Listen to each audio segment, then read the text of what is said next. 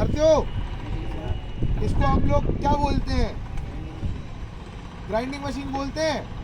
तो आज इस मशीन से रिलेटेड क्या क्या सेफ्टी चेक पॉइंट्स हैं, क्या क्या चीज़ें हैं जो इस मशीन को इस्तेमाल करने से पहले आपको देखना है, उसके बारे में आज हम लोग डिस्कस करेंगे। तो आज का जो हमारा ट्रेनिंग का टॉपिक है वो है ग्राइंडिंग मशीन की सेफ्टी, ग्राइंडिंग मशीन सेफ्टी। ठीक है, तो इसको यूज़ करने से पहले कुछ ज़रूरी बातें हैं जो तुम्हें ध्यान में रखना। जैसे कि सबसे पहला कि जब भी इस मशीन को यूज़ करोगे तो इसमें जो है वो गार्ड लगाओगे, ठीक है, जो कि इसमें अभी नहीं है।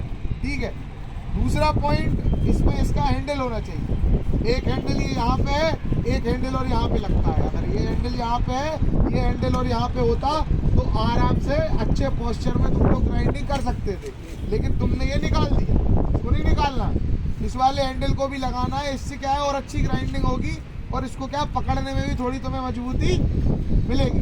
ठीक है, दूसरा पॉइंट हो गया, हैंडल जो है वो इसमें लगा हुआ होना चाहिए।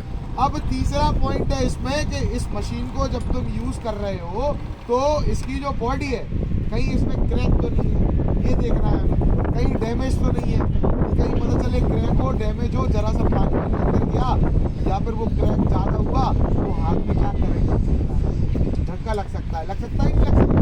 तो ये तीसरा पॉइंट ये देखना है कि इसमें कहीं क्रैक तो नहीं है, कहीं डैमेज तो नहीं है। ठीक है, चौथा पॉइंट, इस मशीन को इस्तेमाल करने से पहले देखना है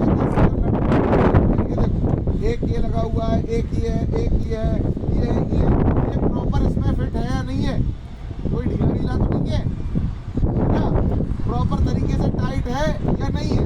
चौथा पॉइंट ये देखना है। पांचवा पॉइंट इसमें देखना है कि इसकी जो केबल है, ये जो केबल है इस मशीन के एंड में, ये जो केबल स्लीव है ये लगी हुई है या नहीं लगी हुई। अगर ये स्लीव नहीं लगी रही होगी इसमें तो क्या होगा, केबल मुड़ेगी। यूज़ करोगे कहीं ऊपर भी यूज़ करोगे, कहीं नीचे यूज़ करोगे, कभी दाएं कभी बाएं, तो ये क्या है मुड़ मुड़ के केबल। अभी जैसे सर्दियों का मौसम आ रहा है तो सर्दियों के मौसम में क्या होता है, ये केबल जो टाइट हो जाती है तो ये जरा सा मुड़ोगे तो टूट जाएगी, ये टूटती। तो इससे क्या है, ये वायर नंगा हो जाएगा तो करंट लगने के चांसेस बढ़ जाएंगे। ठीक है, ये सब तुम्हारा पांचवा पॉइंट इस मशीन को यूज़ करने से पहले। छठा पॉइंट, जब भी इस ग्राइंडिंग मशीन को यूज़ करोगे तो ऐसे डायरेक्ट केबल कनेक्शन नहीं देना। ठीक है, इसमें ये जो प्लग टॉप है ये टॉप होना चाहिए इसमें। ठीक है, बिना इस टॉप के ऐसे डायरेक्ट केबल कनेक्शन के साथ इस मशीन को यूज़ नहीं करना है। ठीक है, अब छठा पॉइंट जो है, इस मशीन को यूज़ करने के दौरान इसका ये जो स्विच है ये हमें चेक करना है कि प्रॉपर तरीके से काम करता है कि नहीं करता। पता चले कि तुम ग्राइंडिंग मशीन का काम कर रहे हो और एकदम से सडनली कोई विजिट पे आया या कुछ हुआ या कोई तुमसे मिलने आया, बात करने आया, पता चले तुम इसे चालू करे हो, इसमें एक डेड मैन स्विच भी होता है। हाँ, इसका डेड मैन स्विच यही है ना, तो इसमें अटक जाता है ना, ये अंदर घुसा के ये अटक गया। अब ये मशीन क्या है, चालू रहेगी। तो हमें ये चेक करना है कि इसका जो स्विच है ये प्रॉपर तरीके से फंक्शन में है या नहीं है, प्रॉपर तरीके से ये स्विच काम कर रहा है या नहीं कर रहा। पता चले ये स्विच अटक गया, अब चालू है मशीन चालू कंडीशन में, कोई तुमसे बात करने आया, अब तुम जल्दी में हड़बड़ाहट में उससे बात कर रहे हो, पता चले इसको बंद कर रहे हो और ये तो बंद ही नहीं हो रही। चलते पता चले तुमने सोचा कि चलो मैं इसको ऐसा चालू मशीन को ऐसा उल्टा रख दूँ। उल्टा रखोगे तो कभी क्या होगा, ये इधर उधर भागेगी, वाइब्रेशन होता है ना इसमें, ये मशीन इधर उधर भागेगी तो क्या हुआ, हो सकता है तुम्हारे पैर पे गिर जाए, हो सकता है इसका जो व्हील जो यूज़ कर रहे हो वो टूट के घल जाए, हो सकता है नहीं हो सकता। तो ये है इस मशीन के बारे में। और एक और चीज़ है, इसका जो व्हील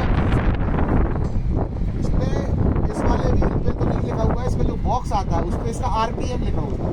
ठीक है, तो हमेशा जब भी इस मशीन को यूज़ करोगे तो इसके व्हील का जो RPM है वो इस मशीन के RPM से ज़्यादा होना चाहिए, रोटेशन पर मिनट।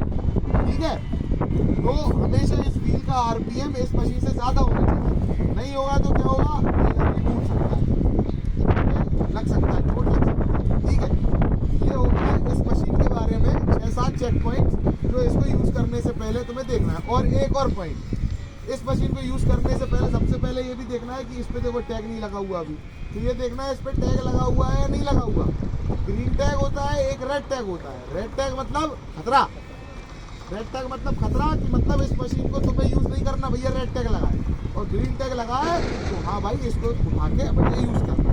अब देखो इतने पढ़े लिखे लोग तो हम सब लोग हैं कि डेट देख लेते हैं, तो उस टैग पे डेट भी लिखी हुई होती है कि भाई ये इंस्पेक्शन इतने तारीख से इतने तारीख तक का हुआ है और इस चीज को आप यूज कर सकते हो। अगर वो एक्सपायर हो जाता है तो अपना जो भी साइट इंजीनियर है, कंसर्न सुपरवाइजर है, उसको बताना है कि साहब इस पर टैग नहीं लगा हुआ है, यदि टैग लगा हुआ है तो इसका जो है इंस्पेक्शन टैग जो है वो एक्सपायर हो गया है। अब ये तो बात हो गई इस मशीन की सेफ्टी की, ठीक है। क्या क्या चीज़ें हमें इसमें देखना है यूज़ करने से पहले। अभी ये मशीन जो है वो अनसेफ है, क्योंकि ना तो इसमें टैग लगा हुआ, ना इसमें गार्ड लगा हुआ, ना इसमें हैंडल लगा हुआ।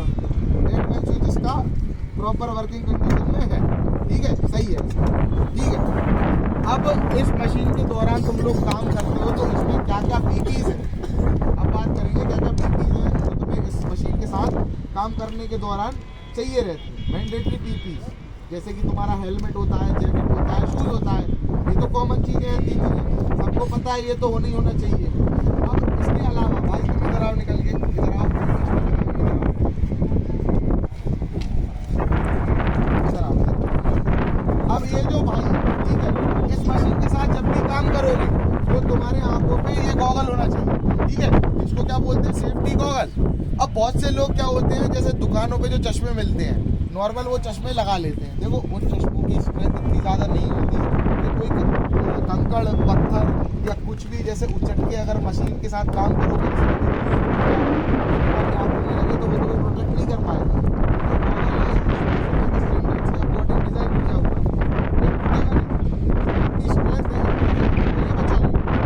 इस मशीन के साथ करोगे, काम करोगे,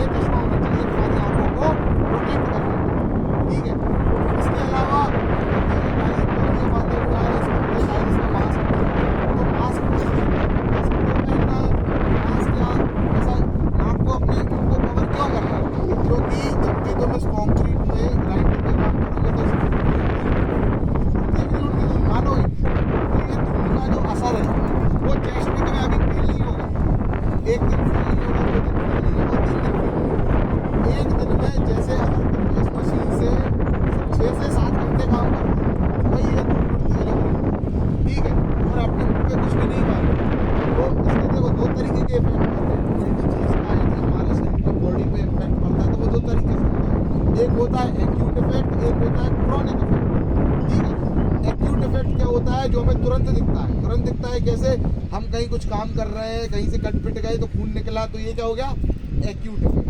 क्रोनिक इफेक्ट क्या होता है कि आप इस मशीन से काम कर रहे हैं, धूल उड़ रही है, 5 दिन काम किया, 6 दिन काम किया, 7 दिन काम किया, 1 महीने, 2 महीने, 3 महीने, 4 महीने, 6 महीने, 6 महीने बाद आपको ऑटोमेटिक फील होगा आपके चेस्ट में भारीपन, कि भाई मेरा चेस्ट थोड़ा भारी भारी सा लग रहा है, क्या हो गया यार मुझे।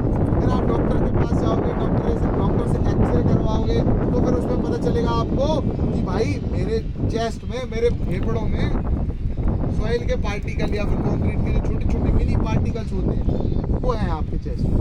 वो क्यों है, क्योंकि आप यहाँ पे काम कर रहे थे और आपने मास्क नहीं लगाया हुआ था या मुंह पे कुछ भी बांधा नहीं हुआ था, इसलिए आपके चेस्ट में जो है वो डैमेज दिखा, डॉक्टर के पास गए। तो इन सब चीज़ों से बचने के लिए हमारे पास सेफ्टी गॉगल होना चाहिए जो कि हमारी आंखों को बचाएगा, रेस्पिरेटरी सिस्टम हमारा डैमेज ना हो, हमारे फेफड़े डैमेज ना हो, उसके लिए हमें मुंह पे कपड़ा या फिर जो स्टैंडर्ड के अकॉर्डिंग जो मास्क होता है वो हमें हमेशा पहनना, ठीक है। और एक और चीज़ कर सकते हैं हम, जब ग्राइंडिंग करते हैं तो ये धूल उड़ती है, तो एक और ग्राइंडिंग होती है वेट ग्राइंडिंग, होती है कि नहीं होती।